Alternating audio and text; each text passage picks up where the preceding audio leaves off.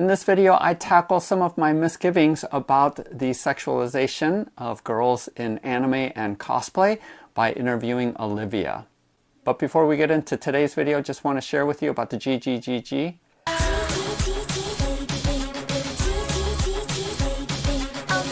Each month, Bob the Beholder picks some of my Patreon supporters to receive gratitude gifts.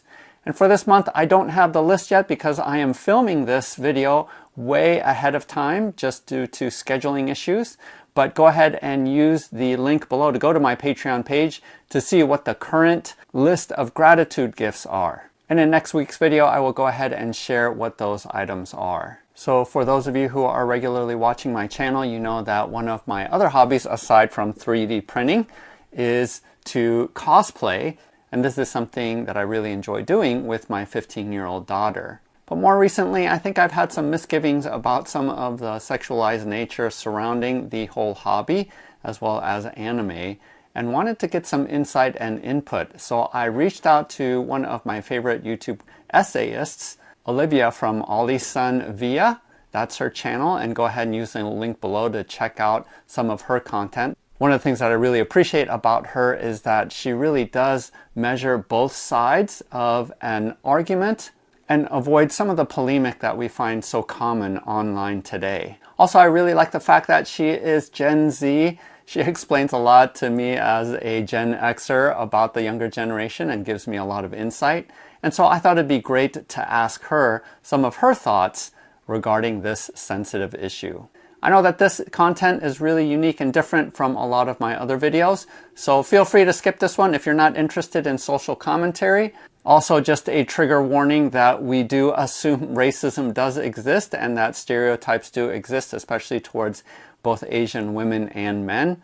And if that makes you uncomfortable, go ahead and skip this video. The reason why I'm tackling this though is because I have produced videos about cosplay in the past. And as always, the content on my channel really is along the lines of what I'm dealing with, and this is a major one. I also wanted to invite you all to chime in on it as well, so feel free to make comments below about whether or not you agree or disagree, or what choices you might make if you were in my position. Also, a quick note that this video has an abridged version of the interview that I have with Olivia. If you're interested in the longer video, that is open to just my Patreon supporters, and all it takes is $1. You can go ahead and sign up for a month if you want to watch that extended version where we discuss a lot more and get a little bit sidetracked talking about other issues as well. Otherwise, let's go ahead and dive into what Olivia has to say.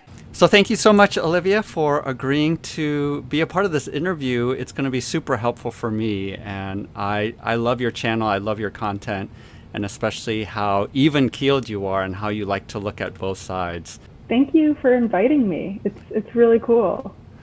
All right, so something that my daughter and I, who right now is 15 years old, she's a sophomore in high school, we really enjoy cosplaying together. So it's something that we bond over, we create the costumes, and we go to these conventions, anime conventions, and pretty much walk around in our costumes together. And she really loves it. She has a ton of fun. But more recently, I think I've been wondering about, especially as a father, how much should I really be pushing her or encouraging the cosplay aspect? You know, she loves watching anime and things like that, and I have no qualms about that. But as you might know, just because of Japanese sensibilities about what they show in terms of sexuality in anime, and some of the costumes are a little bit more risque. Let's start off with this. How familiar are you with cosplaying, and some of the costumes that you've seen? Do you see sort of the sexualization happening with cosplay costumes? Yeah, I'm personally not someone who's ever done cosplay before. I'm not really an anime watcher myself, but I know lots of friends who watch anime. I live in Toronto, and I think there was an anime convention very recently that happened. So I saw lots and lots of cosplayers walking around downtown. I've seen lots of cosplayers online as well. And I definitely see the trend of sexualization, especially in women, but I think in both genders' costumes a lot of the time. Yeah, and so, you know, especially I think as a dad, and of course my daughter, you know, as a teen, she learning to make her own choices. So it's questionable how much influence I'm going to have over her decisions in the long term anyway. But it is something that I wonder about as a parent. So imagine if my daughter was one of your friends, one of your peers, and you saw her wearing costumes that might be a little bit more revealing. Would you ever have a conversation with her, like saying, you might want to think about this, or you might, have you considered this? I think it would definitely spark like some sort of questions in my mind, especially because she's like 15, right? Mm-hmm. Yeah.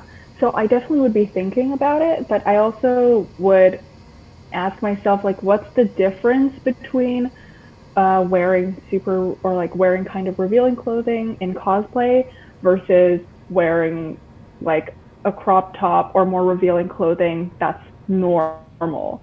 Does she wear any revealing clothing on a normal basis outside of cosplay? Not so much. My wife and I have had conversations with her about that general clothing choices for school. Her clothes are fairly mainstream with what everyone else is wearing.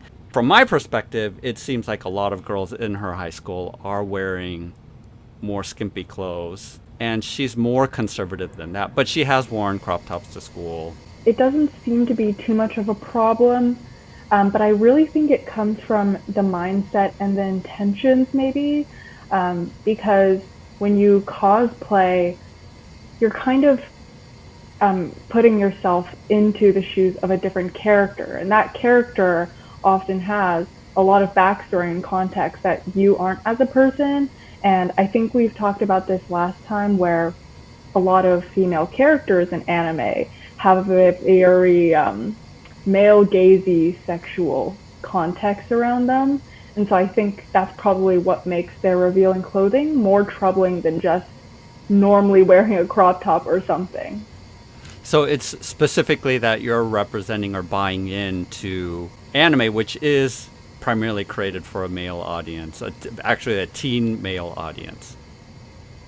Yeah, I think that's the one thing that kind of troubles me, because I think a lot of the times when you dress up to be like a sexual character, especially when you're younger, you might not be as aware of the implications of what doing that does. Then I think that kind of changes it from just the normal clothing you wear on a regular basis. And this is why I said I think intentions and mindset kind of matters. I do think there are ways in which women can dress more revealing, but in a way that is empowering towards them, and it's kind of almost like a parody on the patriarchal like view of them in anime. I think I was reading this one paper about how, like, in a way, when women like reclaim kind of stereotypical costumes, they kind of like push back against like stereotypical views as well. But they have to like be aware of that and kind of make that clear. And I think I kind of talked about that in my self-fetishization of East Asia video at the end, where certain like larger plus size cam models are able to use fetishization as a political tool, where a lot of the times they're told they're not desirable, or they're told that they shouldn't be showing themselves off. And by fetishizing themselves, they're actually reclaiming some sort of power because they have control over their body during these like cam sessions. I do think that raises the question for me, especially, with my daughter, who, even compared to some of her peers, is less conscious or aware of the male gaze, what sexualization even means. When I've discussed with her, she somewhat has a little bit of a naive view of all of that stuff. Whereas for her, I think it's just, oh, this is fun, just like wearing any other costume would be fun for her. And she really only picks characters that she really likes a lot. But I don't think she's aware at all with the tropes or the conventions of anime where she would even think about awareness of that. Because at first I think I was feeling like, oh, because she's oblivious, it's not screwing her up emotionally necessarily because she's not aware. But on the other hand, what I hear you saying is intentionality is actually important because you need to choose into being smart about what you're doing. That's a tough one. And my first instinct when I hear that is kind of worried. And this is not to blame or put any fault on your daughter, but I feel like a lot of the times when there are younger girls who are oblivious about what they do, but it ends up feeding into like certain types of patriarchal ideas, it makes me feel a little worried that she might be more easily, I guess, targeted and taken advantage of. But on the other hand, I also don't want to say that she should just stop doing it, especially if it's something that brings her a lot of joy. And, you know, I can't neglect the fact that cosplay definitely is a really imaginative and creative activity that people like to take part in. Yeah, and of course there's also levels of degree, right, in terms of the costumes that she wears. So let me just share with you really quickly 2 pictures of a recent cosplay that she did. And this is actually a K-pop character. But this is one of the costumes. And then this is basically a Hello Kitty, you know, Mandalorian. So I don't feel like they're terrible because there's stuff I've seen out there where it's like, oh my gosh, that would be, I would say no to that, you know. But these images don't quite feel as bad. But again, you know, I think it is sort of on the line. This is hard for me to say because I think context of what the character is and how they're perceived by the audience matters. Based off of like physically how they look, they don't look super bad to me, especially as you said, in comparison to other costumes that I have seen. I think it's okay. I think it's just important for her to learn about it, especially as she gets older. I was wondering, like, do you yourself ever feel worried about being like wearing things that are too revealing or feeding into certain sexual images of like Asian men as well when you cosplay with her? Yeah, absolutely. And that's a great question. I don't worry about that as much because of the different stereotypes with gender regarding Asians. You have the hypersexualization of Asian women, but the opposite for Asian men, where Asian men are asexual, so they're desexualized. So because of that, I am intentionally, you know, physically in shape and showing off more of my body to be a counter story to that sort of nerdy, sexually undesirable, you know, socially awkward trope of Asian males. But I don't know if you've ever thought of that difference, that gender difference. Yeah, I definitely totally agree with you. I feel that stereotype around Asian men as being undesirable very often. And I think it's kind of interesting how and that's why I guess I asked it, because I kind of feel like there's been more of a switch in that narrative in more recent years, ever since anime and K-pop have really become so popular. And I'm starting to see like Asian men really being considered attractive partners and sexually desirable. So yeah, I think that switch has been recent, but I don't know if I see the same type of like counter narrative being as strong for women yet. Yeah, so let's go down sort of this rabbit trail. It's a little bit different than what my daughter is going through, but I think it might help the overall context of how to deal with these stereotypes, unhelpful stereotypes. So, you know, one of the things that I know has been, I think, a good thing is the redefinition of masculinity based off of more effeminate K-pop bands, where, you know, Korean men in particular wear makeup and are concerned about their appearance and all that kinds of stuff, right? So that's very different than what masculinity is here in the West. But I also see, though, a number of Korean men conforming to Western ideals of you know, being super buff, being really strong, like Monster X, they give off that vibe of what we would consider more Western ideals of masculinity. So Right. what do you think about that sort of, some folks are adopting sort of the Western definitions of masculinity. That's sort of the tactic that I'm using, is playing into that and saying, hey, look, Asian men can fit and match the Western ideals, versus other folks who are saying, no, we reject that wholeheartedly. We are, going to redefine it by being who we are. First I'd like to hear, what do you think about those two different tactics? And how does it apply, do you think, for women? How is society going to change? What tactics should we be taking to challenge those? Very good point, and something that I, as someone who was really into K-pop in high school, was pretty like knowledgeable about, I guess. Um, I think it kind of comes with just like the whole trend of globalization. There's a lot of the barriers between like countries and the cultures that pass through each other are really falling down. Um, and with that, it's kind of inevitable that the different types of standards in each different like culture are just going to kind of overlap with each other. And I don't think there's going to be just one correct way to redefine masculinity or femininity. So those two different ways, either being more feminine and letting ourselves wear makeup and show affection towards other guys, that's one way of fighting against the traditional stereotypical male who is like a big jock and doesn't show emotions.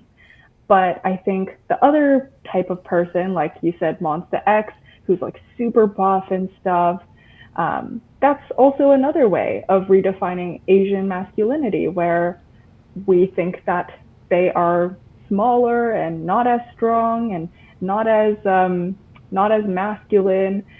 So I think both ways are valid. And again, it kind of comes from like, are you getting really buff, and are you doing this because you want to be validated by the traditional patriarchy, or are you doing it because you are trying to counter it and show a different side of Asian masculinity? I guess the same question to you, as an Asian woman who fits more the traditional standards of beauty in the West and also the East. How do you navigate that sense of, in some ways I am conforming to what the culture does validate, and yet at the same time trying to challenge that as well? Yeah, I think it's something that a lot of people of color and children of immigrants or immigrants just experience. It's like this double consciousness where you know that you are kind of being oppressed in a certain way under standards, and yet you also want to assimilate and be affirmed by it.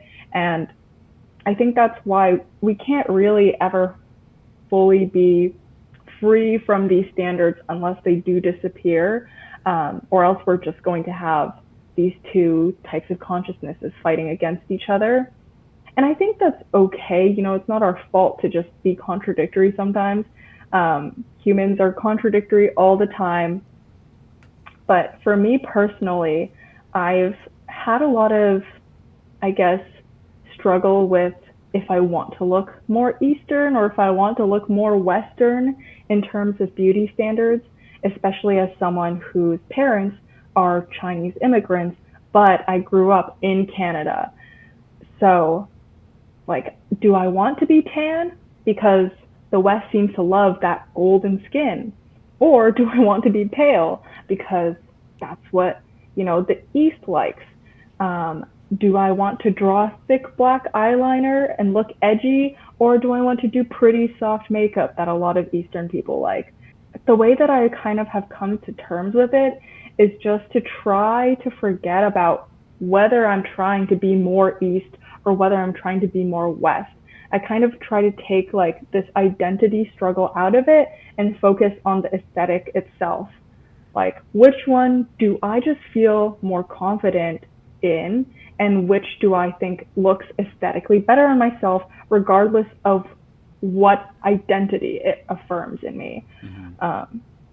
And it's really hard but that's at least been the task I've been trying to pursue. So to apply some of that back to my daughter, you know, one of the things that you're really emphasizing is awareness and intentionality. She should not be living her life in ignorance of the dynamics and even some of the stereotypes of how people are going to look at her, right? Because if you're unaware of that, exactly as you were saying, that might put her in a dangerous place, right? That might put her into a dangerous position, and she needs to be aware of that.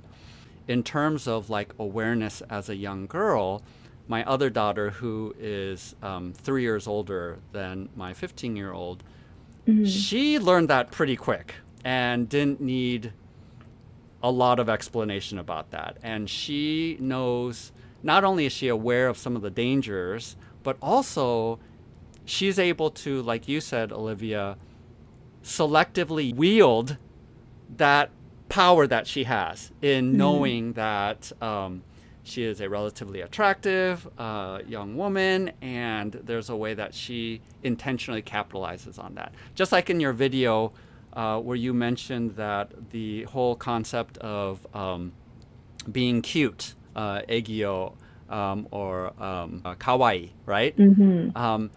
That some people find that really abhorrent, but you postulate that might actually be smart, really socially smart, and shows social intelligence on their part because they're able to pull that out and use it to their advantage. Right. So my older daughter, I think, totally knows about that and is shrewd about how she uses that power. My younger daughter, on the other hand, though, I sort of feel sad to have to teach her that, you know, like it's sort of like, oh, the world is such an awful place, and and here's a way that you can capitalize on it to your advantage rather than disadvantage. You know what I mean? I don't know. It just is like, oh. No, that must be hard. That must feel like, that must be a bad feeling for sure. How do you imagine you're going to deal with it if you were to have a daughter someday? I think I definitely try to bite the bullet, just because the longer I delay it, the worse it gets. I think like the harder it gets, because as they get older, I want to give them more agency. And I don't really want to be like, okay, so you're 20 now. Let me tell you about how you should capitalize your egyo. But I know it's really hard, and I think it doesn't make it any easier in the way I think current trends are just more and more sexualized. I don't know if you're on like TikTok or anything like that, or you pay attention to modern music, but I think it's become really normalized how we sexualize people instantly. And I definitely will take that to heart, to not not delay and trying to keep innocence overly long. I'm with you though. Good luck.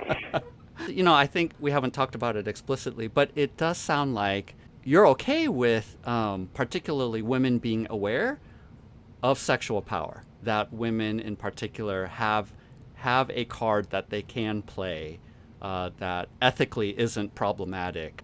Yeah, and you know, I think a lot of, or some people might be like, oh, that's not the most ethical way to go about it. Like, do we really want to, you know, move the feminist movement forward by like capitalizing on the male gaze or somehow being like super strategic about it?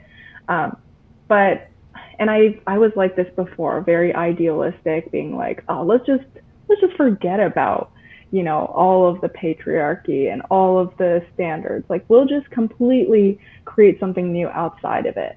But that's just not possible right now. And I think this is just one of those ways where we can slowly, inside the standards and norms we currently have, challenge them. And I think one thing that I see a lot of people say that you should be reminded of is like, okay, we can get mad at these women for maybe, I don't know, going into sex work or doing cosplay that kind of sexualizes themselves, yada, yada, yada. But who are the consumers of this? Who is creating the market who's creating the market for all of this content? It's men.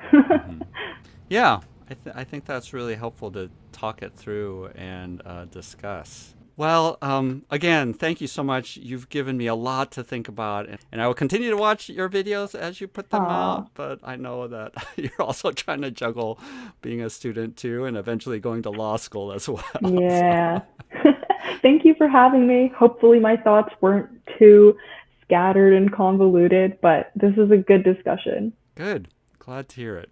Well, thanks so much. So as you saw from the interview, I really found what Olivia said to be really helpful, and I'm definitely going to go have that conversation along with my wife. We're going to do this together and talk to our daughter, because I do think it is important for her not to be in a state of naivete, but especially as a teenager now, she does need to be aware of some of these things so that she's empowered to make her own decision rather than me being the primary one making decisions for her. Again, if you're interested in hearing the extended version where we talk a lot more about other issues, go ahead and use the link below to go to my Patreon page. Again, just $1 will give you access to all the other content that the other Patreon supporters have. Also, I'm honestly curious about what you think regarding this whole deal. Is this something that you would allow your daughter to do, or something that you think is perfectly fine? Just be nice about your opinions, as I know that people are going to think differently about this issue. So with next week's video, we're going to get back to gaming and the usual content of 3D printing. So until then, have a great week.